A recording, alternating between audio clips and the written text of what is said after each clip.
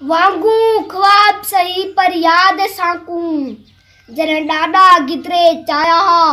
हसे रल बैठे सारे मन विच पोड़े हरात ते भांगा पाया लजत हैरत रंगे विच हसे पुछा किथू आंदेनी हसा क्या शाह दरिया दे बचड़ा सारे हिन एहसान असाते मान असाते जैंदी कंधी नाल मेरे एक यार जो वाड़ी पोखिए हेल आई वाह जो चौखिए तू साडा ईडा डाथी वे ओ नाले चंगा ए वंड संगत दी भेजीस नाल आख्याइस मंगो मिल दुआ साडे कच्चे दा साडे बेले दा साडे वाहुड़ दा शाला खैर होवे हसे नंडड़े नहीं समझ गणी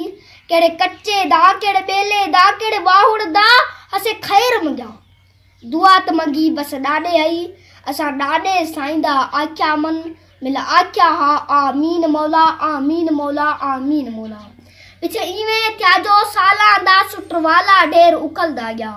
डाडे दी खट जो खाली थई जेड़ भाग कचे दा वी जुलदा गया असा सोचा ए सब कीवे त्या जुलो मिल गो नू डाडे वाली दुआ पर एह विच वेल घणी टल गई जना एह कंधीअ ते आयो से जना एह कंधीअ ते आयो से जा डाडे साईं दसाई हई अज नहीं था डाडा है न यार डाडे दा उन वाड़ी है न गिदरे तू कोड मुअल हिन कंधीअ ते हा रुलदा रच मुहाणे दा तू कोड मुअल हिन कंधीअ ते हा रुलदा रच मुहाणे दा बेड़ी दे अखे विच रेत आई वड चुकदा वंज वेगाणे दा खड़े सिकदे वन उदास आन जिवे समा होंदई सुरराणे दा उतू रेट रता आसमान आहा जिथा विछड़ेल अपने दरिया को बोलन की ते मुहन मिट्टी रुलदी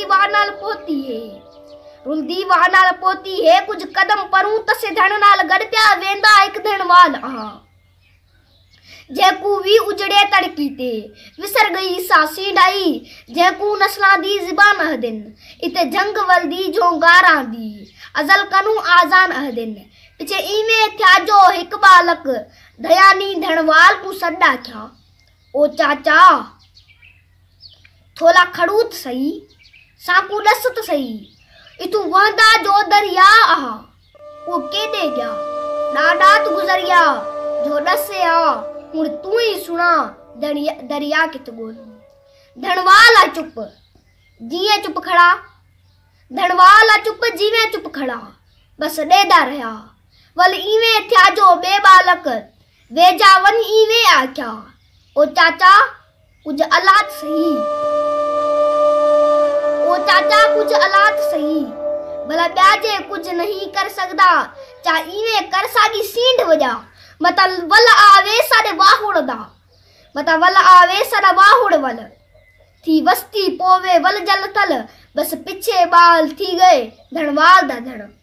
पकी पशु ते नाल हिन सिक देवण संसार सजा थी सींड गया सींड च सुरहा दरिया दा